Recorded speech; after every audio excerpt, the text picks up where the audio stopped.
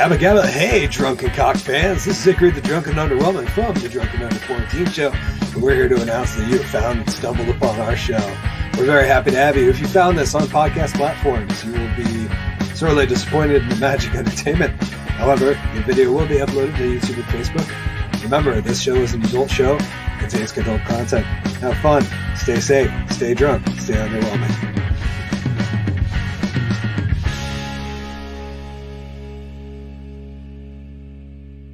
Good evening, ladies and gentlemen. Welcome back. I am, of course, Hickory the Drunken Under. Welcome back to the Drunken Under Quarantine Show, presented to you by the Wool Mill Comedy Club. Tonight, it's just GW and I.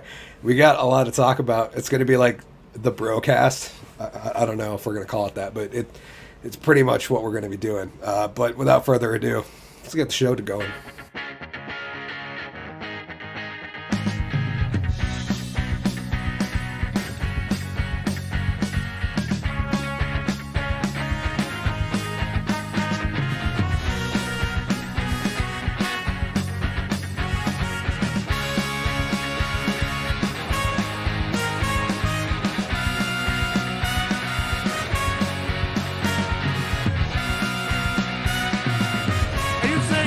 Show me your tits. This is a weird show. Good evening, ladies and gentlemen. Welcome back. I'm, of course, Hickory the Drunken Under. We have stumbled upon the Drunken Under Quarantine Show. It's episode 32. We're supposed to have Courtney on the program this evening. Unfortunately, he could not make it. Fortunately, Colin couldn't be here with us either, so it's just GW and I. Nick said, good evening, gentlemen. Good evening, Nick. It's good to see you. Good to have you here. But, yeah, we got a lot to go over tonight. We're going to be talking about some fun stories. Creepy guys at the gym. You know, things we can all relate to. When that creepy guy's trying to stare at you and you just want to get your squat set in. We're going to talk about the job crisis continuing in a restaurant in California that can't staff. We're going to talk about Philip Morris, CEO, saying smoking is bad. Oh, my God. That's crazy. We never saw that coming. Where the conspiracy theorists right. The White House met with the mainstream media, asked for more favorable coverage, and finally we're going to talk about a CEO who fired 900 employees as their Christmas bonus. Without further ado, welcoming to our spotlight stage, my man, my gentleman, my comrade, the guy that's been here with more episodes than the guy I founded the show with. Anyways, welcome to our spotlight stage, Mr. G.W. Foley. Oh, that one.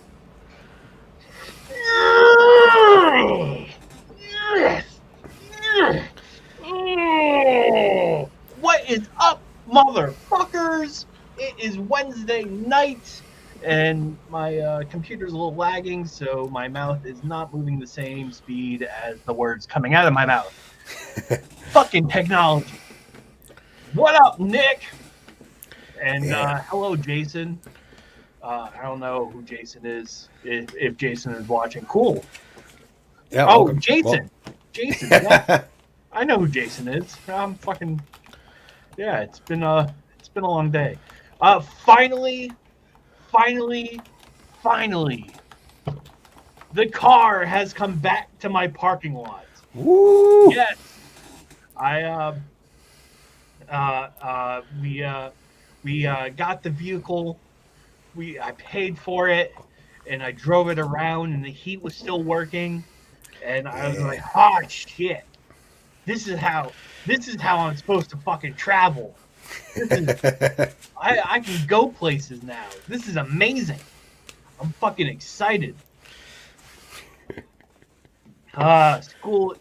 Yeah. Yes, it is about time. School is almost over, so that means I'm cramming for finals, which I'm not a crammer. Well, tell that to my wife. Like I don't like the idea of cramming for finals, and so I'm trying to do everything so I can get it in and ease into it, like, and not just be like, fuck, I need to stay up for 24 hours straight and do shit, because I can't function like that. I don't function on lack of sleep. Which is very unfortunate, because I used to be that way. I like when I was younger, man.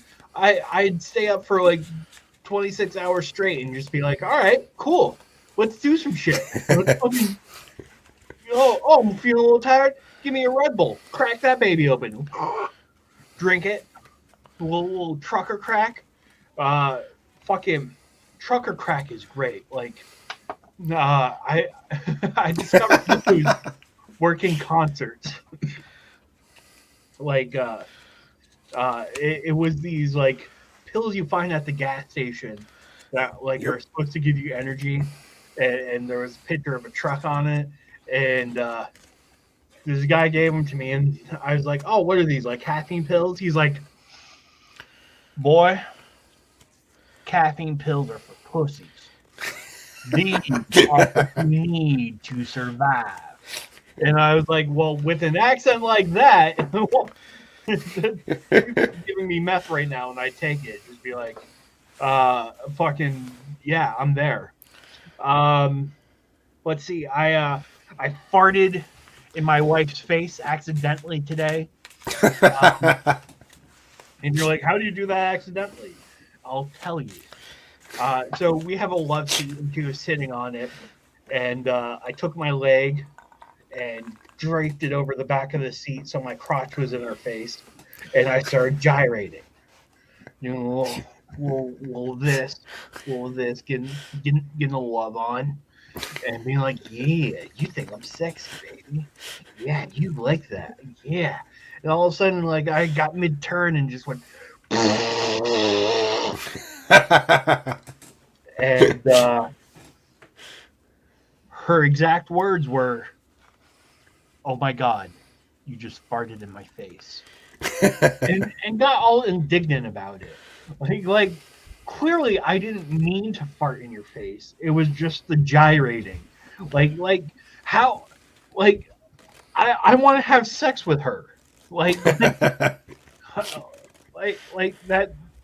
she's the one person in the world that I want to have sex with, and I know if I fart in her face, that will drastically reduce my chances of having sex with her. So it's not like I would do something like that on purpose. But you never know. Like that, I wouldn't put it past me to do something like that on purpose. But I think like I wouldn't put my dick in her face and fart. Like I would like bend over and like spread my ass cheeks, like Ace Ventura doing the butt talking thing, like just like have Porky Pig pop out of my asshole, just that's all, folks.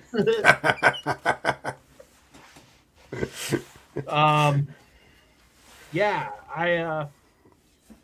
I decided I wanted to save some money on the beer budget this week, and decided to go with Pabst Blue Ribbon.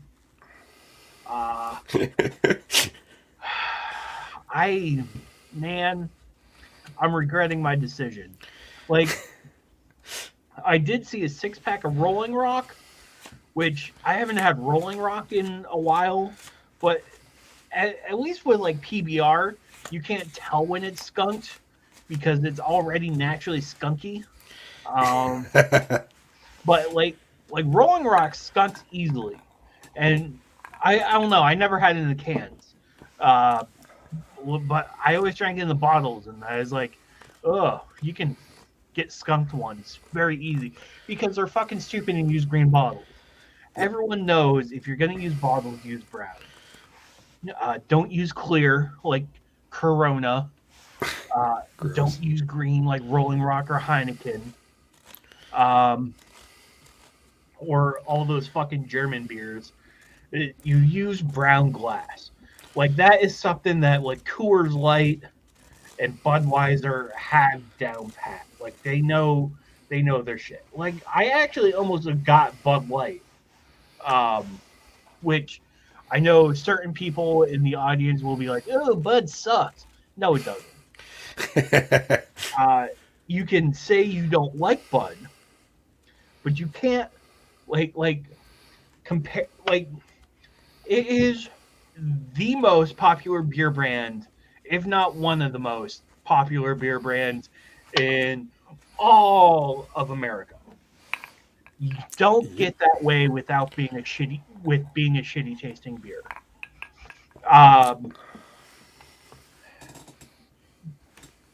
But anyways, I think if I don't get a job soon, I'm gonna be starting to drink Natty Ice. Oh, savage. Yeah. So, any job leads, looking for a videographer, let me know. And that's it for my time. I'm going to turn it over to the man, the myth, the legend, Hickory, the drunken underwhelming. Oh, thank you for being here, good sir. It's good to have you on. Thank fun. you for having me.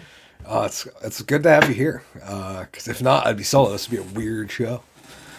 Nick said, "Hey, I drink natural ice because it's cheap at 5.9%. I don't. Yeah. Fair enough. I used to drink Steel Reserve. Was that Natty Ice? Oh no, what was the Natty Daddy is like 8%, right? Is that the 8% one? Yep. Is that ice? I think that's called a Natty Daddy, but I'm not sure. I thought it was a Natty Daddy because of the size.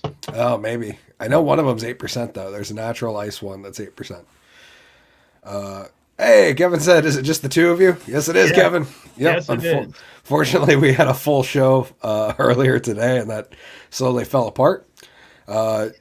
Jason earlier said, "Where's Island Boy?" To which Nick responded, "Doing Island Boy things." Oh, that's awesome. Wait, I'll do it for him. I'm an Island Boy. Nick said, yes, Natty Daddy is 8 and gross. Yes, I agree. That's why I drink like good. I'm drinking 8% IPA. It's going to be a delicious one. But find some new beer. Like the beer store that I go to just doesn't have the variety that I need.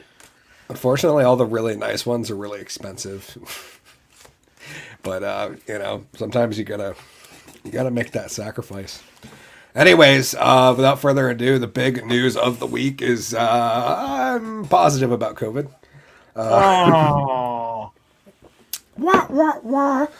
Good news is I'm experiencing no symptoms. My wife had a slight cough, and she seems to be doing pretty well.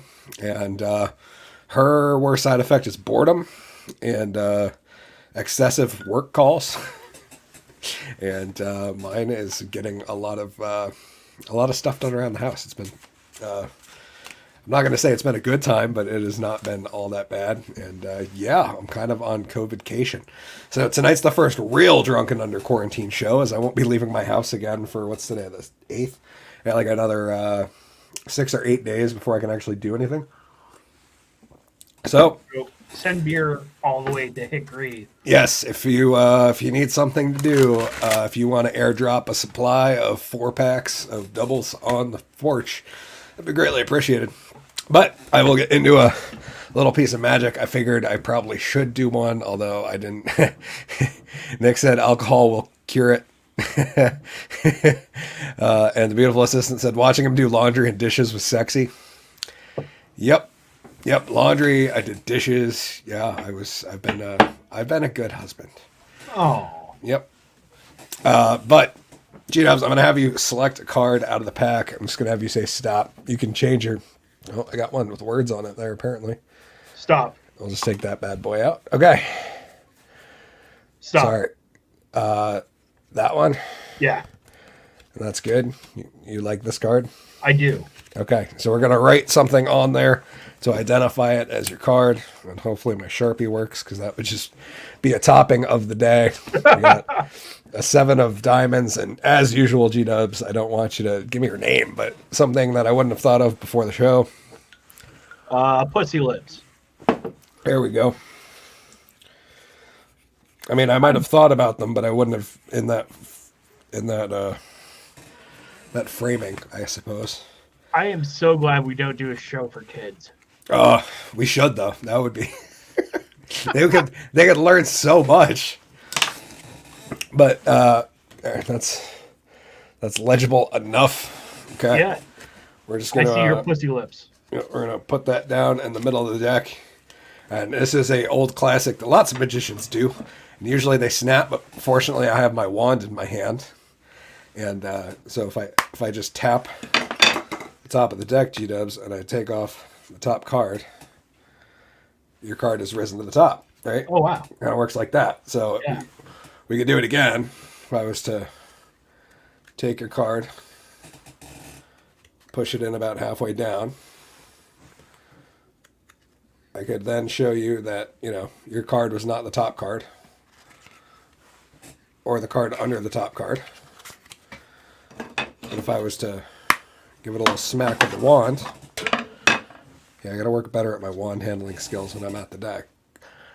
Your card would come back up to the top. Pretty neat, right? Okay, we'll do it one. Always rising. We'll do it one more time. So if we took your card into the middle like that, bloop, I would once again show you that it's not on top. It's not under the one on top. A little tappy tap. And it rises back to the top. And for the finale, you can watch this happen in real time. If I were to take a card,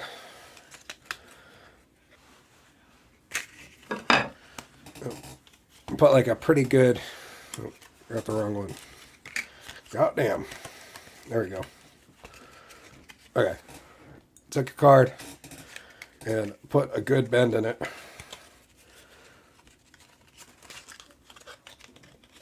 Well, I was about to take half the deck up and put your card in the middle of the deck.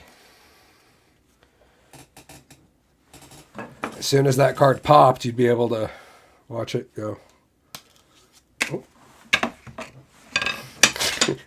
And of course I dropped it, but the folded card pops to the top because that's how it works. And we're back with a 7 of diamonds with pussy lips on it. Because that's what everybody wants on their 7 of diamonds, right? My 7 of diamonds, my 8 of clubs.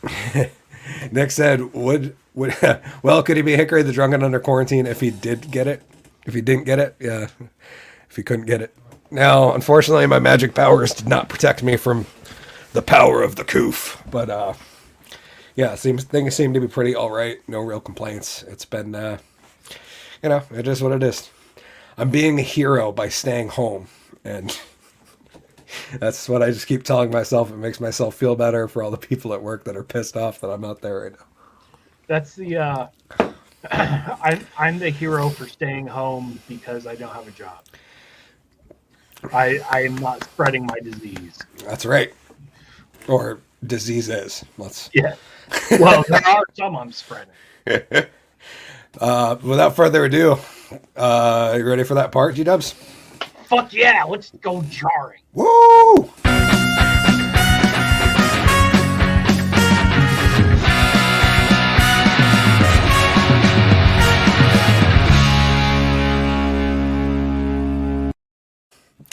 Oh, we even landed on the right sides. Yeah. God damn.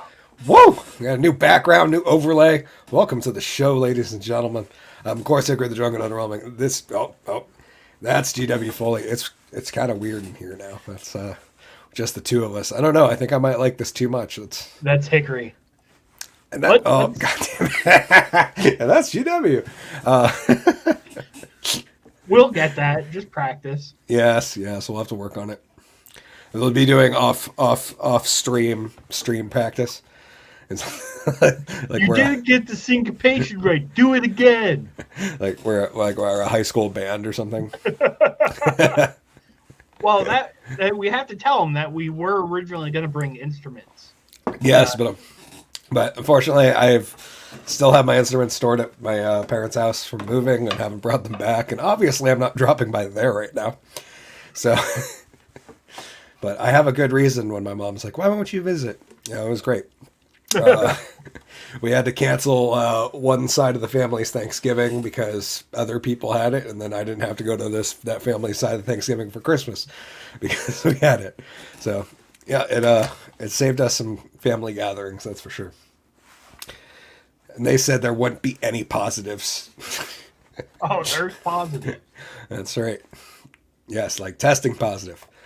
Anyway, we're going to move right to the first one. How the drunk is this news? Old creepy guys are trending news as proven by our last two presidents. What we're going to talk about is a personal trainer, Heidi Aragon, confronts creepy old guy at gym on TikTok. because apparently TikTok is a place that has gyms now. I know, not really, but it was written like she was at a gym on TikTok, which made me laugh. A personal trainer in the U.S. has been praising for standing up to a, quote, creepy, unquote, guy at the gym who was staring at her while she exercised.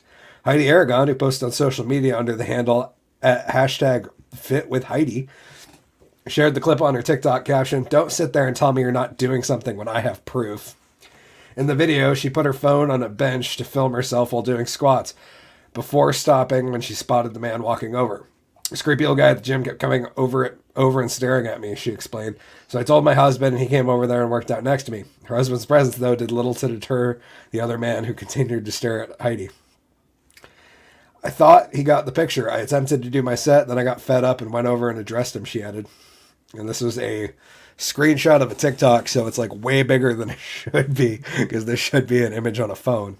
But this creepy old guy at the gym kept coming over and staring at me. I assuming it's this guy, even though all these other guys look kind of creepy too. Well, he's probably going like, how is she doing all these squats and her ass is still so flat? I was wondering why a girl that was upset about a guy staring at her is going to upload her workout footage to TikTok for other guys to stare at her. Oh, no, that's for women empowerment. Oh, okay. Yeah. Yeah. Yes, queen. Sorry. I didn't realize that only women subscribe to other women's workout footage. Well, yeah. I guess that is true amongst dudes. Like, only dudes watch other dudes work out, right? It's not really like a chick thing to like watch dudes lift. Well, I watch women work out, but that's just to criticize their technique. Yeah. to talk about how poor their form is. Yeah. It's like, oh, your shoulders are too arched. Flatten your shoulders back. Oh, Nick, you might have a TikTok problem. He said, "I saw that one. It's the guy in the green." So, well, how do we know that he was actually creeping on her? Yeah, I don't know. And to think of all the people in this gym, and she was the one that he was like checking out. Yeah. Maybe he was like, "Wow, that's a lot of weight. I want to see if she can do this." That's a really great still frame of him. It's kind of. And that's a great still frame of her wedgie. That's true. Oh, I said I found a link because I was looking for techniques on how to creep at girls at the gym. Well played, Nick. Oh, cheers to that. That's awesome. Nick for the win. Well done, my friend. The creepy old guy wearing the green shirt was captured on video watching Heidi Aragon. Heidi can be heard yelling the man to stop this after walking out of the shot. "I told him if he's going to work out in this corner, he needed to stop staring and making me uncomfortable. His response was, 'I'm just looking around,' she said. I decided to stop working out and stare back. Although her eyes are closed, so that's an interesting way to stare, I suppose. And her head's down.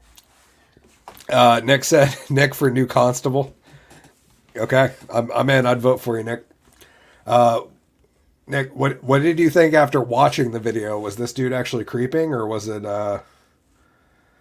was she making a big deal about nothing? I thought he got the picture. I attempted to do my set, then I got fed up and went over and addressed him. I told him if he's going to work out in this corner, he needed to stop staring and make me uncomfortable. His response was, 'I'm just looking around.' I then told him I record my workouts and I have him on film. He shut up real quick. Since posting the clip, Heidi's been praised for sticking up for herself and calling the man on his behavior. That's good. You confronted him and have it on video," another added. So literally the New York Post wrote an article about a TikTok video. So that's where we are now is headline news. A girl on TikTok made a video of herself working out for other people to watch and then got mad that people were watching her work out.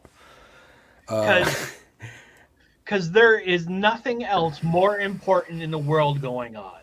Like, there still isn't a war in Yemen that is continuing.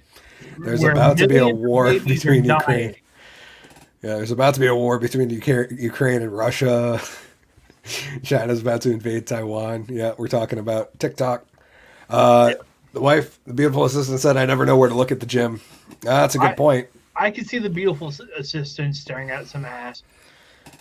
I wouldn't blame her. I felt uncomfortable a couple times around her. She has my prime beef. Yeah, she has that effect on people. Just looking at that Christmas ham. Nick said, "Oh, he definitely was." Okay, maybe it's fair. But on the flip side, she was also recording footage to upload to the internet for other people to look at. So I have a hard time feeling all that bad. I don't know. Homeboy just wanted a front row seat. That's all. Maybe he's like a super fan, and he's like, it's like watching a musician practice. It's something special, you know. Maybe he was a talent scout. He's a Gymshark rep. Yeah. Like, hey kid, you got some great reps going on there. You know, you can make it to the big time. You just gotta come back in this back room with this couch. We do some casting there. You want to be a star, kid, don't you? We're gonna move right to the next one. From fit to fat, what the drunk were they thinking? The job crisis continues. I wouldn't take 5 times that salary amount to live in that place. And by that place, I mean the shithole known as San Francisco. Yahoo News, the co-founder of a San Francisco pizza chain, says he received no applications for an assistant manager, not even just the manager. It's the assistant manager, despite raising the salary to $70,000. With that said, G-dubs, I mean, $70,000 in San Francisco is like barely going to cover your apartment. Yeah. Right?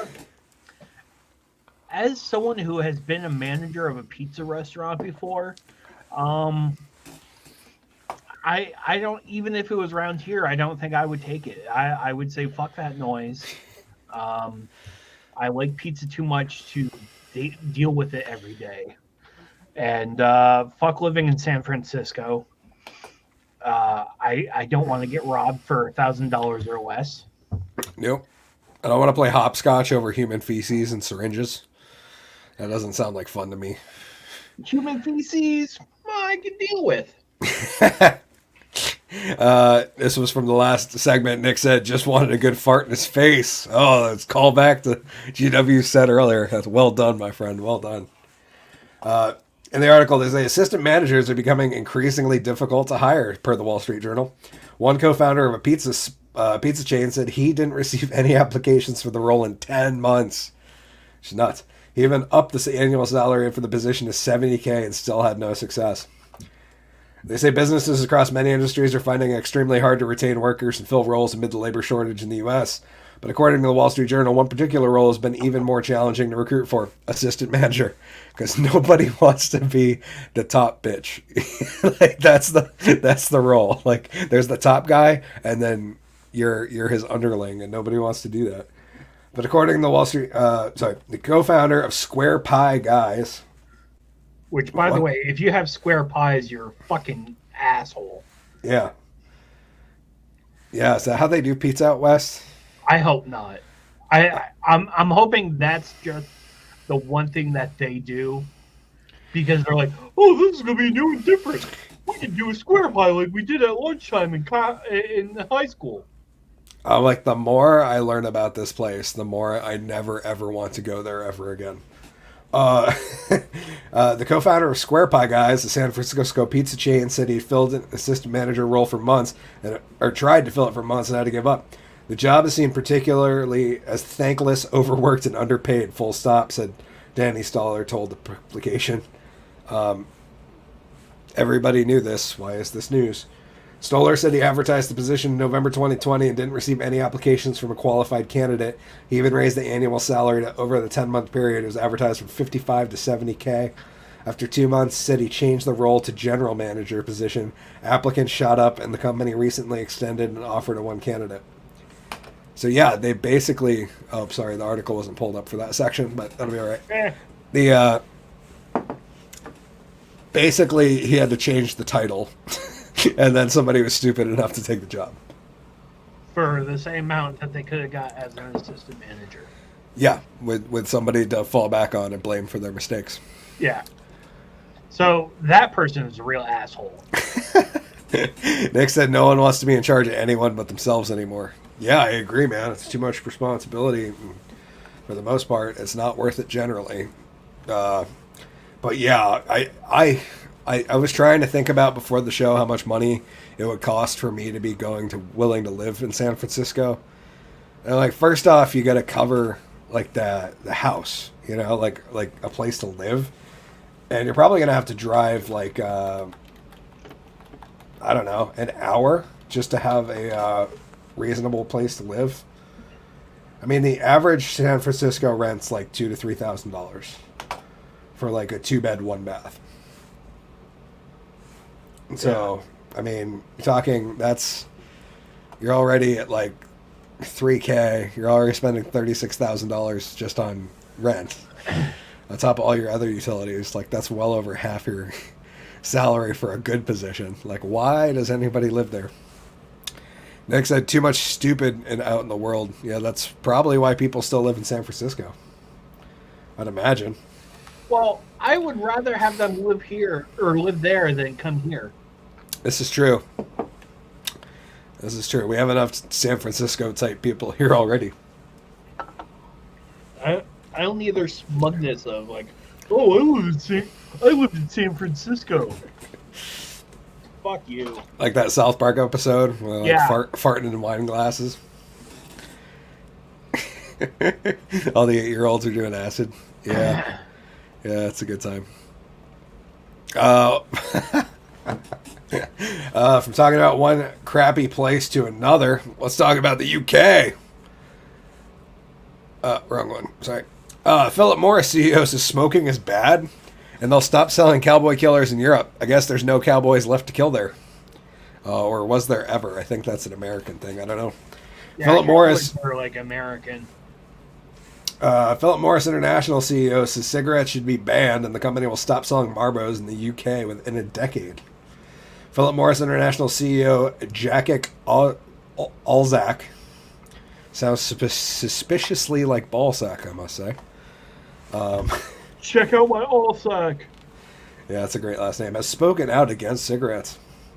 He told the Mail on Sunday that cigarettes should be banned in the UK, similar to gas-powered cars. Philip Morris International is separate from Philip Morris USA, which makes Marlboros in the US. Oh, okay. That makes sense. I was like, I'm pretty sure they would have fired this guy, right? You would think. The chief executive of Philip Morris International, the maker of Marlboro cigarettes outside of the U.S., said the company would stop selling cigarettes in the U.K. within a decade. CEO, we're just calling him that. CEO Balsack told the Mail on Sunday that the move was part of the company's goal to become smoke-free and help end the use of traditional cigarettes. I think that's the key word there, G-Dubs, is traditional.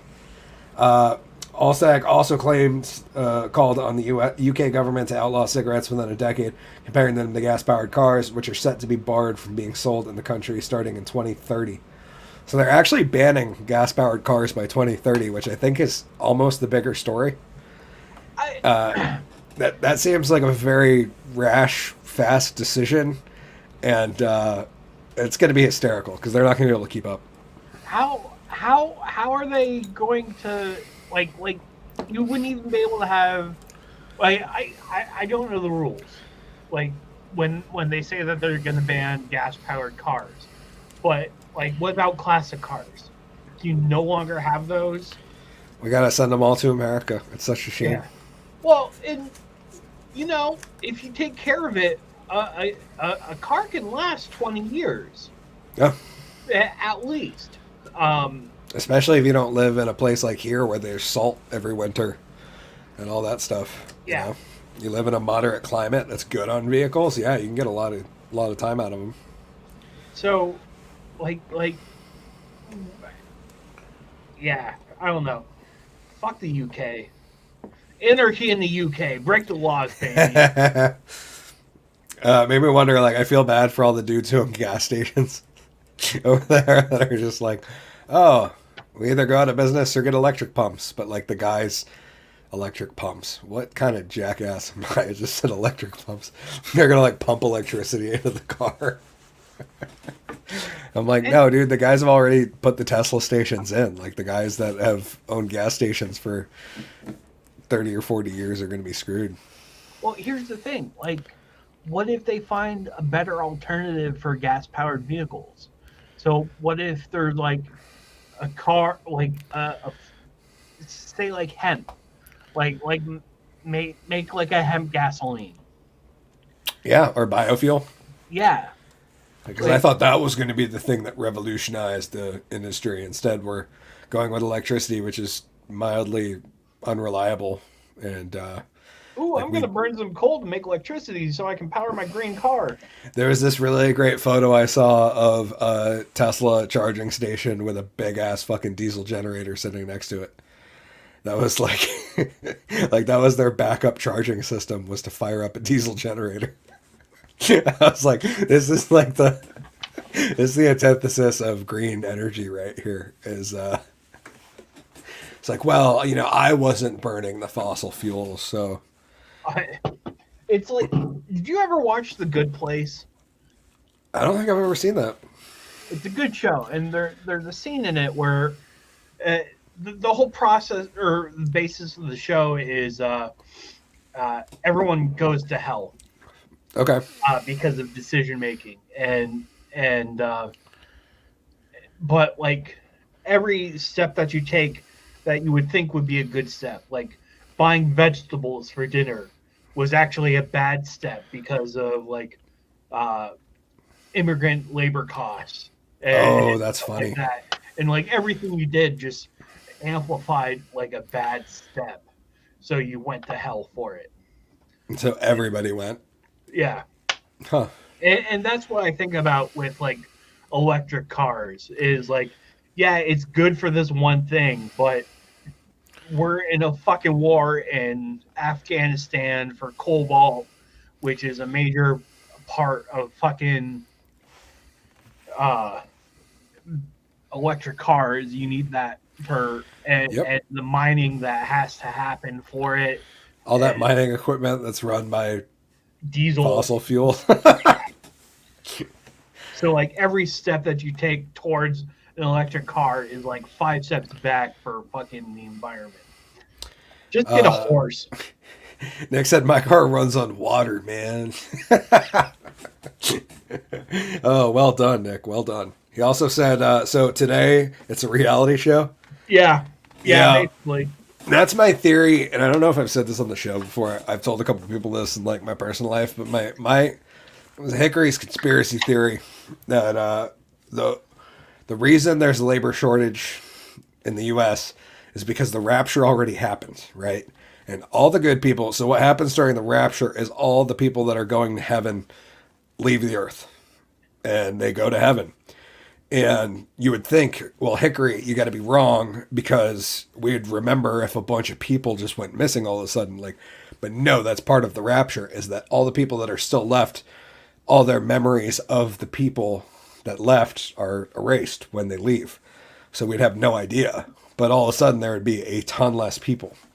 And yeah, my theory is that we're in purgatory waiting to figure out we're all in hell because all the good people already went to heaven. And that's why there's such a labor shortage, and this place has become such a shit show in the past couple of years. Well, here's a question, and this kind of goes with cowboy killers. Is how do we make it better? Like the U.S. or like the world generally? In general, it doesn't have to be U.S. centric. I mean, we both live in the U.S., so that'd probably be a good place to start. I don't know, man. There's a lot of base level, like a lot of stuff that would have to happen to genuinely make life better. I think it starts with culture. I think it starts with building a culture that's self-reliant and not as collectivist. Like I think collectivism is a good thing, but I think it's like there's too much of it, and and people seem to think that we can fix everything by everybody doing stuff for everyone else. Where I think the real change happens at a personal level. Yeah. And I think that if we got away from, I don't know, the mass, things were more local, I guess would be a way to phrase it. And not, if people didn't demand oranges in January in Vermont, that would be a good start. That alone would cut down on a lot of fuel usage. If we're concerned about that, it would cut down on a lot of immigrant labor. If we're concerned about that, it would lighten up trucks for other things that are way more essential than fucking citrus. Yeah, just those, I don't know, stuff like that. I think that's where it starts, but ultimately I think it starts with culture. I think we're in a war for minds and hearts, personally. And I don't know. It's an interesting time to be alive. Yeah. Like I said, that's why they call the good die young. Riley, what's up? He said, "What's up, boys?" Riley, it's good to see you, brother. Hope all is well. How's it going, Riley? We're discussing how to fix the world. Yes, and cheers. I hope you're enjoying me not being at work. I don't know, G-Dubs, what was your thought? Where does this whole... Where do you start? I start with shutting everything down. Make like everything. Like power, like heat, fucking just blackout. Okay. All the people who die. I like this. So that means that there are less mouths to feed, and more money to circulate in the economy. Okay. Then we take everyone who's elected to Congress, throw them in an island in Madagascar. Like just take them all, one by one, put them on a plane, send them to Madagascar, blow up the plane so they can't leave, and re-elect new people. But on the condition you don't know what party they belong to. Yeah, I think that's a great idea. I think that would help a lot. There's a lot of those little things that would really help our political situation in the U.S. Yeah, we do a total Masked Singer situation. Yeah, removing all of the removing the letters and the political affiliations from the ballot would help. Yep. Things like school choice would really help, because you'd see a lot of these shitty teachers go away because people wouldn't want to send their kids to the schools that they populate. You'd see a lot more, I don't know, good teachers and educators rise up. I don't understand why public school teachers don't like the idea of school choice. Because they know that if they do poorly, they'll actually lose their job. Where they're like, and I don't mean to talk shit about teachers, but I was really angry with them this past year when they kept talking about how damn essential they were. I was like, no, you're really not. I got really. Fucking YouTube. Like we survived tens of thousands of years without a formal education system. And don't get me wrong, education's important, but public school isn't. That's another thing. I hate that people call it public school. That's something I haven't said on the show, I don't think. Because it's not public school. It's not... I can't walk into a school and go check shit out. It's not the public. It's a government school. It's funded by the government. Its curriculum is dictated by government. And it is run by government figures that are elected to their boards. And you don't have a say in it, so it's not public. It's a government school. I think framing is a big deal, and I think we need to start working on changing that. I think another good one I heard was that we start referring to all the news pundits as content creators, because the people that work for CNN are not journalists. They are content creators. They're just creating content. They're not fair. They're not balanced. They don't actually do research. They just publish whatever the hell they're told. They're content creators. They're not that much different from myself. Except I probably do more research than Don Lemon does on the daily. Oh, he actually got brought up during the Smollett case. I don't know if you saw that, G-Dubs. I didn't. Oh, yeah. Apparently, Jussie called him like the day that whole event went down. It's phenomenal. That case ended today, and I don't think there's a verdict yet, but I'm waiting to see what happens. I did want to say that if he gets let off, I will probably be at a fiery but mostly peaceful protest.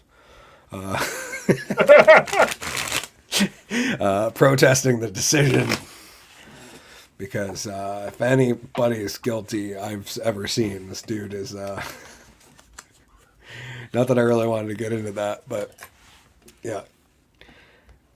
Okay, we got one from Nick. He said, I want to know, does any part of Vermont Lottery Fund really go to that? With the amount sold here, shouldn't be any problems. Yeah, because you always hear that, right? That all the profits from the Vermont Lottery Fund go to... It's not the profits, it's the proceeds. So, what's the difference, G-Dubs? Fill us in. The proceeds of... So, they have a fund that they release a certain amount into, but that's... Profits would be like the... Not including the money that has to go to the Powerball. So, like, the money that you... So, like, say you paid $5 for a ticket. Yep. Like, the percentage of that... Like, so $3 of that $5 goes into the Powerball fund to make the thing increase. Mm-hmm. $1 of that $5, so you have $4 total, goes to running it. Yep. And then you have 50 cents of that last dollar goes to miscellaneous shit. And then that last 50 cents is what goes into the fund. Okay. But that's only for the state. And I think 50 cents is actually very generous. I think it's like 3 cents for every dollar, maybe. Okay. I can't remember the numbers off the top of my head, but it's such a small percentage of like actually money spent. Yeah.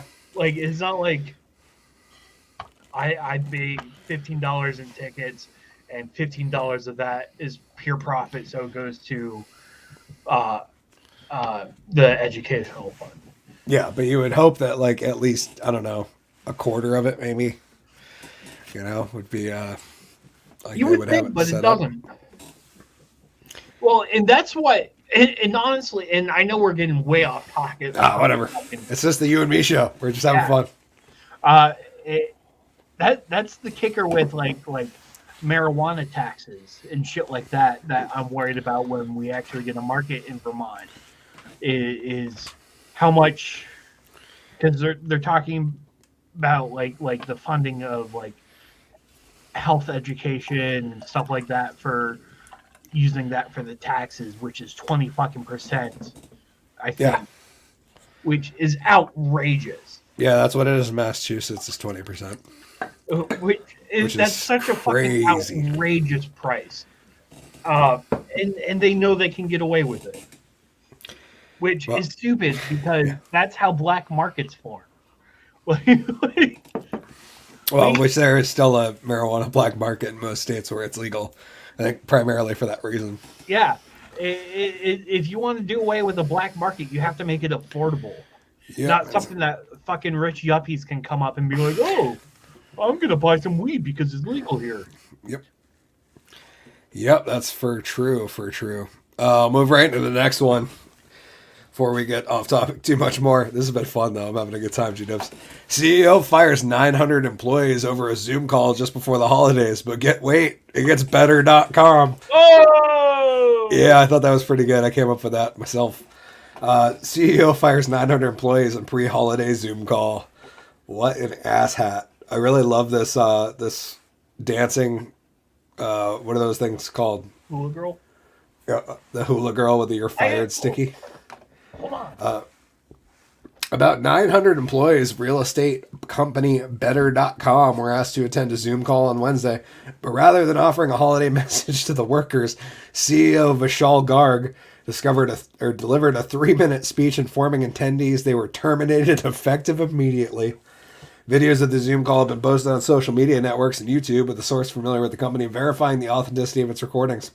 In the video, Garg sits at a white table wearing a business casual outfit, a slacks, a shirt, and a blue vest, and tells the workers that the challenging decision is his, and that it's the second time he's had to lay off workers. The last time I did it, I cried, Garg confided to the fired employees. This time I hope to be stronger. Can I just say, what a douchebag. Well, I got real upset last time I canned 900 people, but this time I'm hoping to do it with a little more iron face, a little more poker face on this time. Pretend like I'm sorry, I really pretended like I almost gave a shit about you guys the last time I canned a bunch of you, but here you go. The Zoom call is sparking online outrage on social media, with users decrying Garg's mass video layoff as crass and criticizing its timing just weeks before the holidays. That matters. On LinkedIn, fired Better.com workers are asking for leads on new jobs, while also expressing surprise at the sudden termination. The video Garg says the layoffs impact 15% of Better.com's workforce, but he misspoke. According to a person familiar with the company, he said about 9% of the employees are affected. Officials at Better.com didn't respond to requests for comments. Layoffs also came as a surprise, given that Better.com has received $750 million in funding just days before Garg fired the employees. Oh, this keeps getting better. This is one of the funniest articles I've read in a minute. The cash infusion is due to Better.com's plan to go public through a so-called special purpose acquisition company, or SPAC, with a blank check company known as Aurora and funds provided by investor SoftBank, according to TechCrunch. Meanwhile, Better.com is seeing a backlash on company review sites like Glassdoor.com and Trustpilot.com, with some people citing the company's bad leadership. People who identified themselves as former employees in Glassdoor singled out the Zoom call and management as problematic. Yeah, absolutely. Yeah. Like, phenomenal. Great timing this guy had. So what I wanted to show was, you can't see her grass skirt because of the green screen, but... Oh, dude, that's a good-looking skirt. I kind of like it in brick. Yeah. That's kind of sexy. That's my hula girl, which is completely racist, and that's why I have it. Well, the beautiful assistant just sent a tongue out face, so I'm pretty sure she's drooling over your hula girl. I like it. I like it a lot.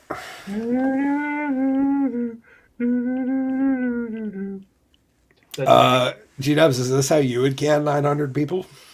I would do a Hunger Games style. Have them fight it out. Squid Game style. Yeah, there we go. Bring it up to like a modern reference.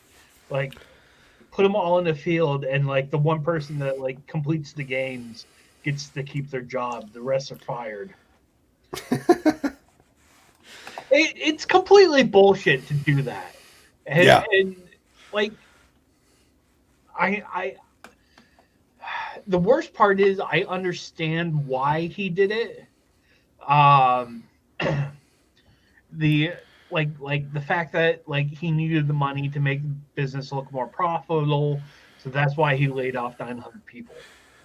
But what a fucking douchebag! The guy, like especially this time, like wait till the beginning of the year. That's all I gotta say. Yeah, wait till right after the holidays at least. Yeah. Nick said, I laid that skirt. Nick, you gotta leave your comments in English, my friend. Like he laid it like it was a brick. And that's what it looks like under her skirt. Whew. She got some yams, baby. I'm gonna get us banned, bro. It's too sexy for live stream. Ooh. Got some hula booty. But you have anything else you want to say on that one, G-Dubs, before we move into the... I want to know, why the fuck did they comment on like what the guy was wearing? That's a good question. Like, why they report all this stupid shit that doesn't really matter. Like, because I fired 900 people, and I know I want to be dressed in a blue vest. Business casual. Yeah. Like, dude couldn't even bother to put on a tie like the Drunken Underwhelming does every Wednesday night for you fine folks. Instead, he just threw on a vest and a sweater. Oh, Marcy's here. Oh, hey, Marcy. Say there, guys. Welcome. Good to see you. I love the heart emoji. Which one of us do you think is cuter, Marcy? As two married guys. I'm going to say Marcy's profile photo with that cute little puppy. This is adorable. Yeah, that's my favorites. But I miss my puppy. for moving from one big corrupt corporation to the next, we got final story of the night. Were the conspiracy theorists right again? The White House holds secret meetings with the mainstream media to demand more favorable coverage. This was one of the funniest article headlines I think I've ever read. I almost wet myself a little. It's from the Daily Mail. They said, "Stop being mean to me. White House holds secret meetings with news organizations to demand better publicity for Biden as Washington Post columnist claims president is being treated worse than Trump." Oh, this is gaslighting at its best, my friends. To think that anybody possibly could be treated by the media worse than Trump is absolutely hysterical. I'm pretty sure if aliens showed up right now, they'd like come up, look around, and be like, "Hey, is that orange guy here? I hear that Cheeto Hitler's a real asshole. You guys, he's still around? Oh no, it's the sniffy guy. Yeah, we'll talk to him." What'd you think, G-Dubs? How? How the fuck? Oh, it gets better. We're gonna actually get into this article. There's some breakdown in there, which was, well, entertaining at best. A small piece of information on how corrupt and broken our media system is, considering, the Washington Post on December 3rd published an op-ed by columnist Dana Milbank entitled "The Media Treats Biden as Badly or Worse Than Trump." Bullshit. Which is like, I don't care what side of the aisle you fall on, if we can't agree with that. Oh, Sean said, "Okay, you can start the podcast now. I'm here." Sean, thanks for showing up, brother. We missed you. Marcy said, "I got to go with red hair every time." Yeah, I don't blame you, dude. G-Dubs is a sexy dude. Oh. Yeah. I probably would have picked him too, but most likely because, being into myself is kind of weird. Well, Marcy, if you like red hair, you should check out my YouTube channel, GW Foley. That's right. Head on over there and check it out. He's got a great channel. And from the demands in the comment section, he might be doing a reaction. Yeah. Because we've been having some ridiculousness go on over at my channel and Matt Vita's channel. But let's get into the story. We can talk about that after. Column sparked questions about media coverage of Biden, and on Monday, Milbank appeared on CNN to argue that Biden was being treated unfairly. On Tuesday evening, it emerged that the White House had dispatched its team of 3 people to speak with newsrooms and encourage more favorable coverage. The 3, NEC Deputy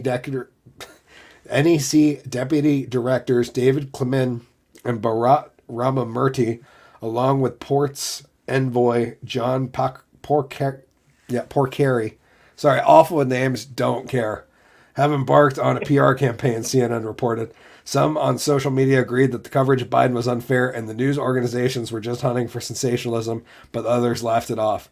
The fact that anybody thinks that any negative coverage for Biden is them looking for clicks is funny, because it has to be bad enough for them to report it. Yeah. That's the joke, is that like they were literally oohing and awing over Biden saying that he liked chocolate chip ice cream and shit. The Trump comparison absolutely made me die. Marcy said, "My puppy is Jackson. I should have named him Dobby." Oh, I like Jackson. Oh. Nick said, "Who doesn't like a ginger?" I agree. Marcy said, "Right on, I will." But yeah, the fact that they would say that Biden's treatment in the media is anywhere near Trump's is like jaw-droppingly, to anybody who's not in the cult of leftism, is a jaw-dropping statement. Like, absolutely just... Yeah. And the sad part is people are going to believe this. Like, I always joke that Trump could have cured cancer and the headline would have read that he put doctors out of work. You know what I mean? Like, that's how it was with him. It's like, literally, it was like, Trump is, oh God, that was one of my good examples, but like funding the Space Force, and they're like, Trump thinks there's, I don't know. I don't have another good example other than the cancer one. That was probably my best. Here's the thing. Looking at all the coverage of Trump, how bad do you have to fuck up to get worse coverage than Trump? Like real bad. Instead of like dealing with like the actual crises that are happening in our country, like instead of dealing with that, you're putting your fucking officials on a crusade to make sure there's better coverage. Yeah. Like, you're not Barack fucking Obama, which, by the way, was also a very shitty president. But who was very, very touchy-feely with media. yeah. Like, much like the establishment is. Yeah. Which, sounds a little too close to me. The partnership between government and private enterprise that, I don't know, we used to call fascism, but, it's not headed by Trump, so I guess it's not that fascist. Biden didn't even make it a week before he fucked up. Hashtag let's go Brandon, said Nick. Oh no, it was on the campaign trail, my friend. Back when he was hustling for true anonymous shot of pressure. And said that he will demand battle Atlanticare. And said a bunch of other fucking horribly racist shit that I can't say. Sean said, is it called the institutional capture when corporations control the legislation? Probably. I don't think that's where we're at, though. I think it's I don't think it's a capture situation. I think it's two heads of the same snake working together, and it's just been outed since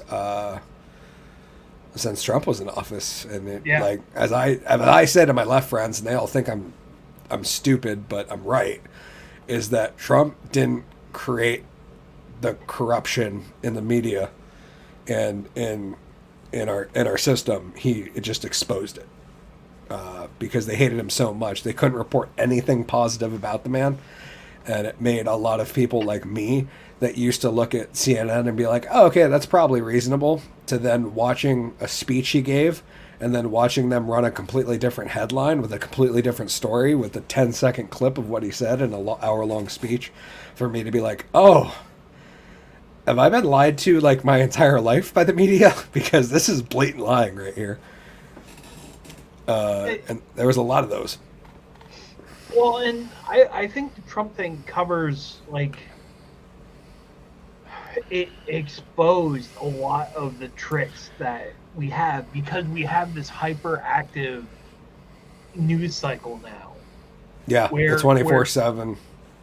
It's 24/7, but we, in real time, we can see the speeches that people give, and we can form our own opinions. So when we get those opinions already formed, and then we see the news cycle like catch up to where we are, it's like night and day. Nick said, how did you understand what he was saying? Because, Nick, how couldn't you understand true and non-ashanama pressure? I mean, it's just it's a thing that all Americans want and what we need. True and non-ashanama pressure. It took me a while to memorize how to say that and actually write it out, give it on that speech. It's a hell of a speech. Check it out. The true and non-ashanama pressure speech. Sean Henry said, Trump was the town crier that threw us all into the mindset that we're in, but I believe there's no separation between him and the Democratic Party. They're all purchased by corporations. While I could agree with you, Sean, that he might be owned, he wasn't establishment. He was not part of the ruling class elites in Washington, and that's why the media went after him so hard. That's why other politicians went after him. That's why they tried to impeach him on shit that was fake for the most part. I mean, quid pro quo was fake. That was something Joe Biden did when he was vice president that they tried to impeach Trump on. Russiagate was fake. The Steele dossier was fake. Like all this garbage that came out that is just absolute bullshit. But no, I think, while yes, Trump was beholden to some people and some money, I don't think it's anywhere in the class that like the establishment is. And I won't say it's Biden because, to be honest, I don't know if that potato is actually in charge of anything. I think he's got a really good group of handlers, and I kind of think we're in Obama's third term. But Yeah. That's me. I don't know. Or Kamala's first. I always called her Kabbalah. Kabbalah. That's actually a really good nickname. They say 3 senior White House officials embarked on a campaign to persuade newsroom executives to be more favorable in their coverage of President Joe Biden, according to a report on Tuesday. The trio, the National Economic Council Deputy Directors David Common, yeah, we already read those names. Darcy wrote, the officials have been discussing with newsrooms trends pertaining to job creation, economic growth, supply chains, and more. It's funny how they didn't mention Afghanistan or $7 gas in there. The basic argument that's been made, the country's economy is in much better shape than it was last year.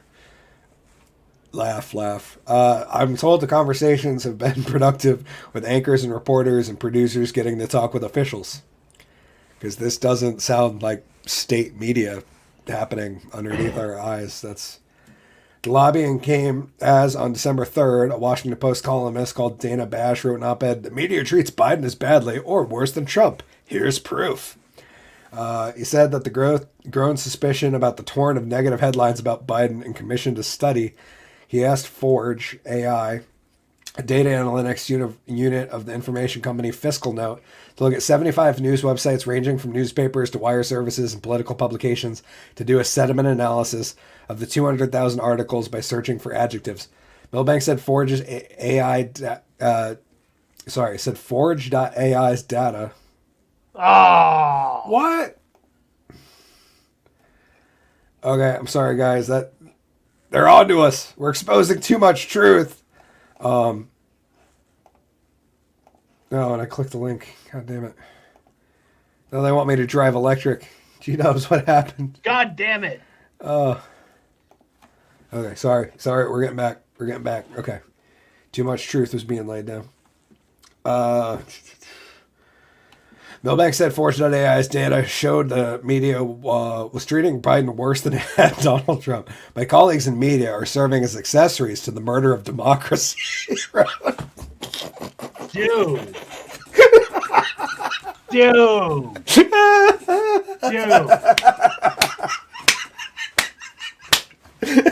Oh my god, that is the media waking up to the past 5 years of garbage. Oh, that's savage. My colleagues. This was Trump doing this. Just poof. Imagine. Oh, dude, I thought about that myself. On Monday, Milbank appeared on CNN to defend the theory. Columnist Dana Milbank says the media treats Biden as badly or worse than Trump. We challenge this case. It's Brianna Kyler from CNN. August was the turning point, he told host Brianna Kyler. Biden's coverage was more favorable than Trump's before then. There was that honeymoon. Even as things generally improved since then, the coverage has not improved. Milbank said, it's not bias, it's the actual words we're using. So we are as negative as a collective media on Joe Biden, if not more so than we were to Donald Trump at a time where he was trying to overthrow democracy. Sorry, guys, I'm trying to get through this without laughing, but anybody who refers to Donald Trump as trying to overthrow democracy, I can't take seriously. Big Red said exactly, this is Obama's third term, all the same players, Rice, Nutsaki, Anita Dunn, Yellen, etc. Yeah, I would assume with Obama on speed dial. Sean said, I've got the shovel, the line, and the rope. Let's do this. He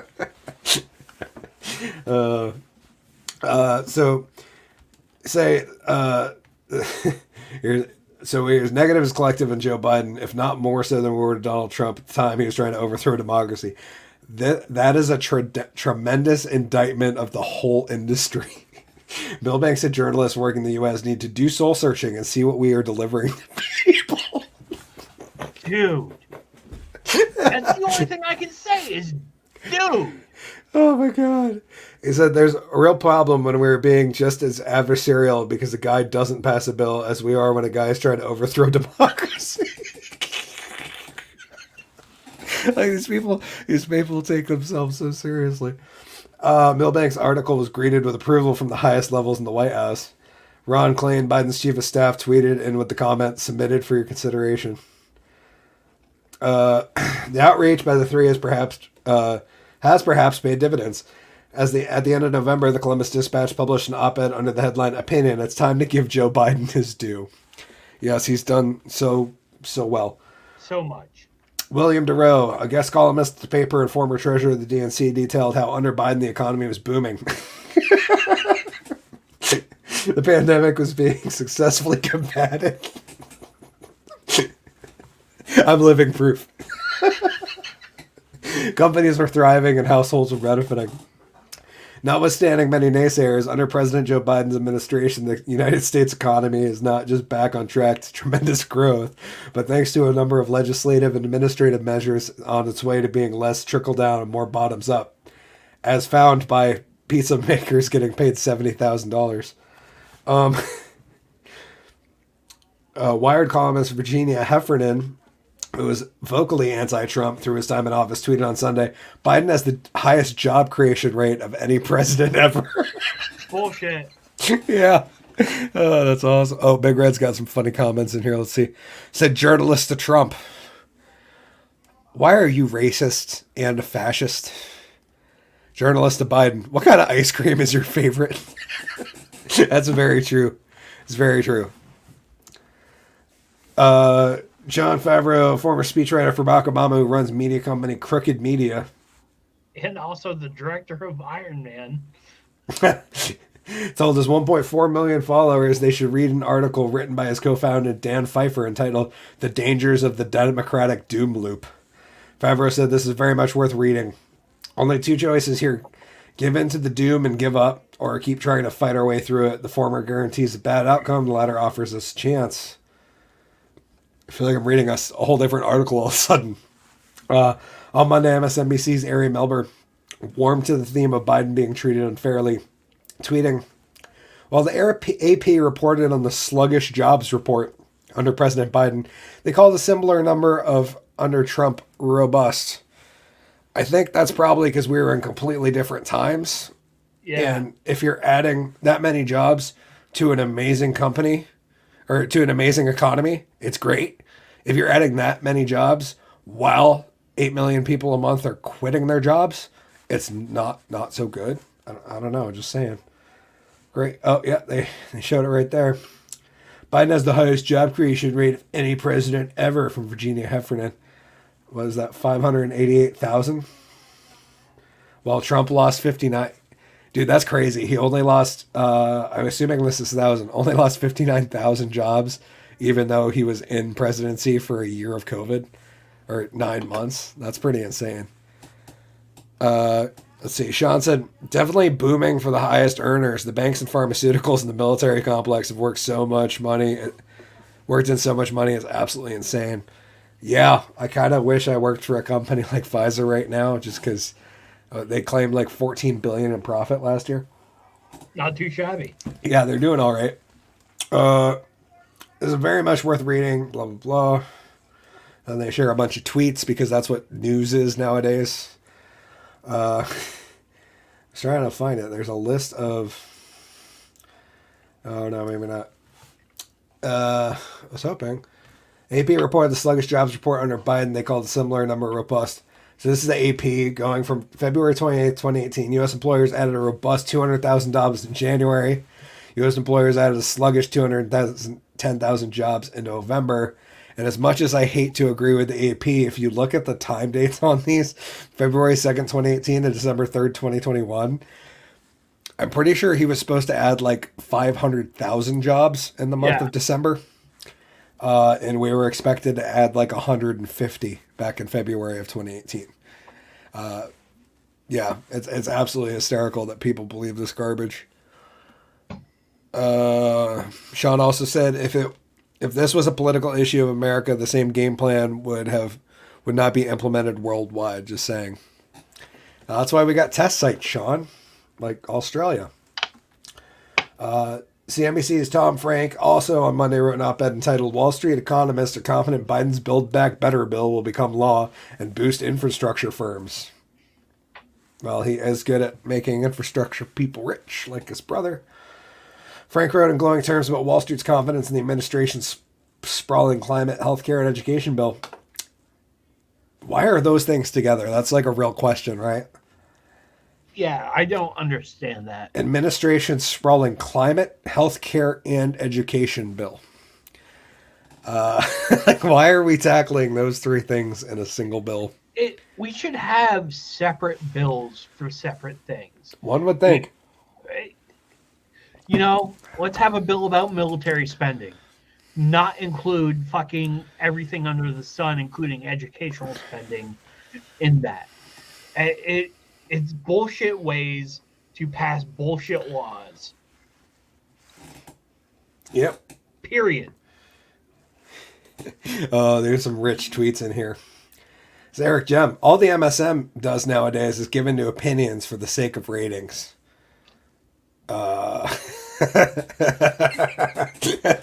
Is this a bunch of fucking idiots waking up?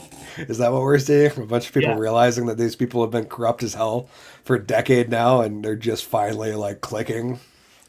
No, probably not. The sad part is they're probably just upset because somebody made fun of their president. They don't appreciate it. Annie said, so frustrating. Biden's doing... And this is how fucking clueless people are. Biden's doing a pretty good job, and his press is just overwhelmingly negative. He is? Annie, you should tell that to the families of the soldiers in Iraq or Afghanistan. And to all the people who can barely afford to heat their homes this winter. It's not been fair and balanced no matter what outlet. They need to educate the public as to policies being advanced by each party and how it impacts the voters' lives. They can objectively analyze what every party is doing for the voters, keep their pearl clutching out of it. Yes, Illinois Lady 23, but then people would have voted for fucking Trump this time. That wouldn't have been good for the establishment because they needed him to be the orange devil. I just want to say for everyone out there, fuck Trump. Trump was a bad president. I don't want everyone to think that we're just on the, or I'm speaking for myself. I'm not speaking for Hickory when I say fuck Trump. There was a lot of things that Trump did that was fucking spectacularly bad, including dropping the mother of all bombs on Afghanistan. Like, that was fucking worthless and fucking ridiculous, and we shouldn't have done that. I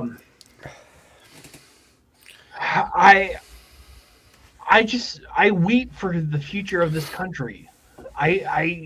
Where are we going? Like we have jumped the shark so bad that like the fact that like the MSN or MSM is running factually things on Biden, who is doing a horrible job. And we're now having secret calls of government officials saying, "Hey, we need to ease up on the president because he's doing a good job." See, and people absolutely are going along with the fucking theory. I got some good ones in here. Sean said you cannot run a block against a certain bill without having another bill piggybacking that no one will take on. It's absolutely corrupt throughout, wholly and fully. Yes, I absolutely agree, Sean. The whole system, especially the bill thing, man. The fact that we have like 3,000 page bills going through Congress and nobody reads them is criminal. You should have to repeal 2 laws for every law you pass. I think that would be a good way to start cleaning this shithole up. Nick said, bring back the Bush. He's talking about 2000s Bush or 70s Bush. Just asking for a friend, Nick. He said, we're going down like the Titanic, GW. Big Red said, I'd take Trump back any day. Yeah. As much as I'm going to say I am not 100% a Trump fanboy, I felt like he did okay. There was a lot of stuff I didn't like, a lot of stuff I did like. I don't think he was a Cheeto fascist like CNN tried to tell me. Yeah, and I'm not saying that either. No, I know. I'm just trying to convey it because one side of me, I love the part about Trump that wasn't scared to fucking troll people, who wasn't afraid to like poke the fucking bear over and over and just really get under people's skin. And I like the part of him that he was like a stand-up comic when he spoke. Like he would have punchlines. He would do 2-hour speeches without a teleprompter. And like the entertainment factor, I think, played a big role for me in that I like that he could rip on people in just such a way that got under the media's skin because they were like, no, we're the only ones who are supposed to be able to do that. You know what I mean? Like you can see pundits on these late night shows talking all pissed off because Trump was making the jokes about people that they wish they had written. That's what I love about Trump. I think I love the idea of him more than actually him.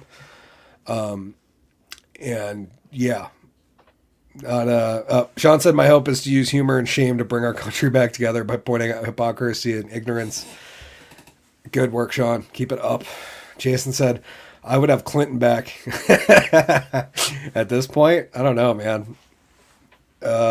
Clinton at least knew how to play the saxophone in Monica. That's pretty good. Big Red said he could have done 1,000% better without the military lying to him, Fauci lying to him, and the establishment repubs not backing him. I agree. The other part that he should have done that Trump didn't was like my big four.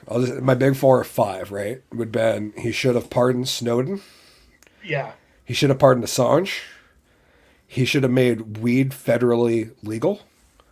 He should have fired every single person that worked at the White House before he showed up that was not a loyalist.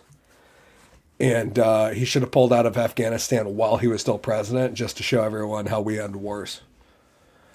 Because I honestly think he was the only one who could have done it cleanly. I don't think there was a chance, but I think he didn't because he was so 100% sure that he was going to be president when that happened.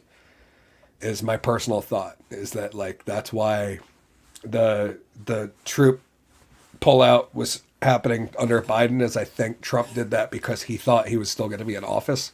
Yeah. And Nick said he's like a one-man band. But no, I feel like if Trump would have done those 5 things, he would have been, leaps and bounds, and he probably would have crushed the election. And if we didn't have a global pandemic. Yeah, that was definitely, even some of the left-wing sources were saying that back in mid 2019 that it was the best economy of our lifetime. Oh, we got a long one from Dolores. Okay, here we go. I've been around a while. The only thing I want passed is a bill to make it against the law to pass a bill with anything added to it. That's a great idea, Dolores. This is where all the laws are passed, so most people don't know about them. No need to hide. They're working for us. Let's make it fair. Yeah, I 100% agree with you in that single issue bills would be a huge step. And yes, it would be a little bit slower to get some things done, but at least the people who are voting these idiots into office would know what the hell they're doing. As opposed to 3,000 pages that nobody reads other than like 3 fringe lunatics and a couple aides. And I'm going to disagree because it's my mom. Yeah, give it to her. Even Nick said, hi, Mom. I love you, Mom. Yeah, no, I agree with single issue bills. Should be the only way that we get things passed. If you want,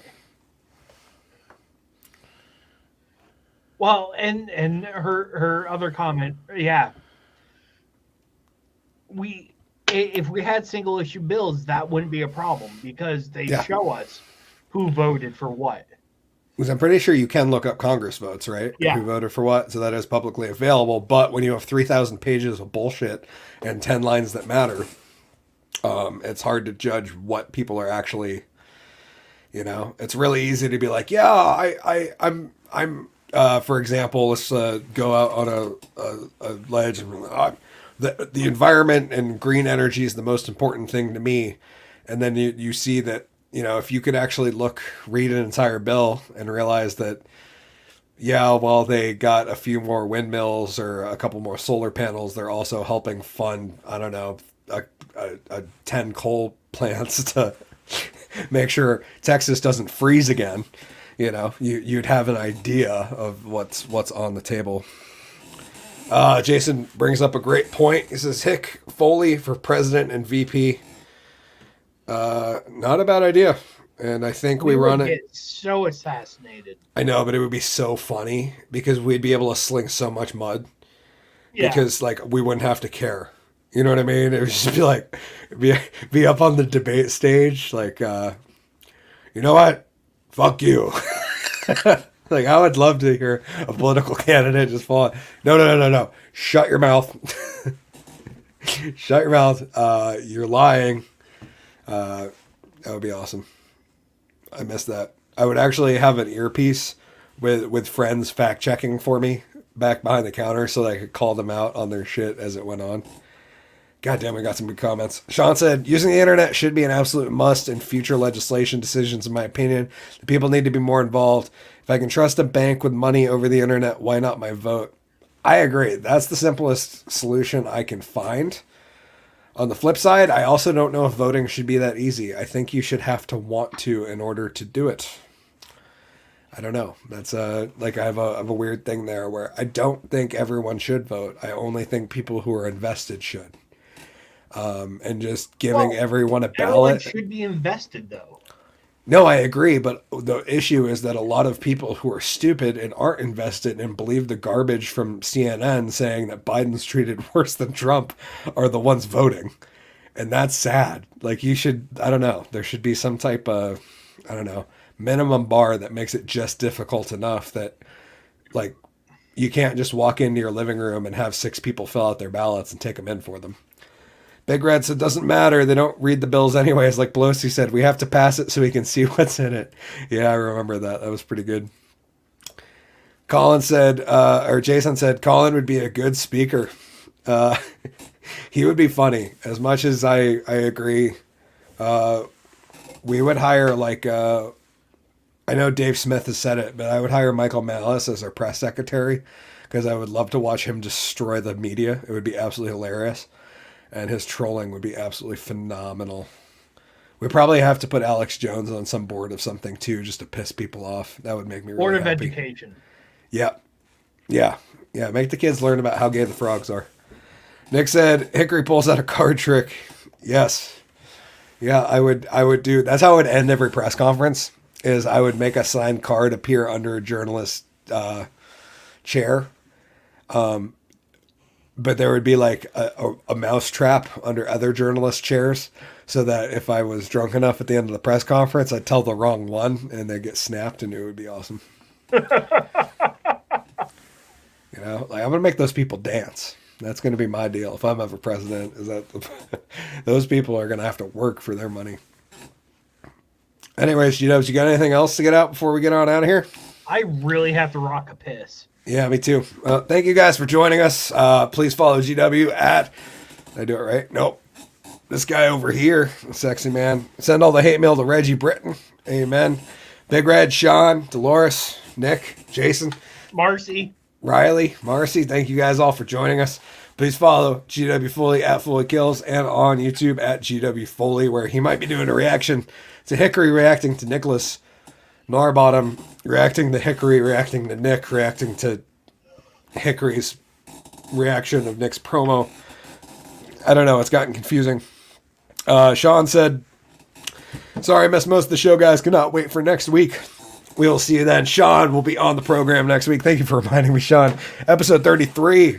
Sean Henry will be joining us. That should be fun. From the comments section to on the screen, it should be a great time. Nick said good show as always. Thank you. Thank you. Sean said another great show. Of course. Thank you. Thanks all you guys for joining. We really appreciate you. And yeah, follow G-Dubs. Follow Colin at Colin D and at Woolen Mill Comedy Club, where you can find about shows, live shows that I won't be attending because I'm positive about COVID. And yeah, pretty much that's all I got. I am, of course, Hickory, the Drunk and Underwhelming. Thank you for following the Drunk and Under Quarantine show. Feel free to subscribe. I just passed 1,300 followers or subs, I think. And yeah, things are going well. And yeah, I am, of course, Hickory, the Drunk and Underwhelming, imploring you all to stay safe, stay drunk, stay underwhelming. Most importantly, these trying times, stay sane. If you're ever feeling down about it, let's go, Brandon. Cheers. And so I didn't get a chance to take my pants off.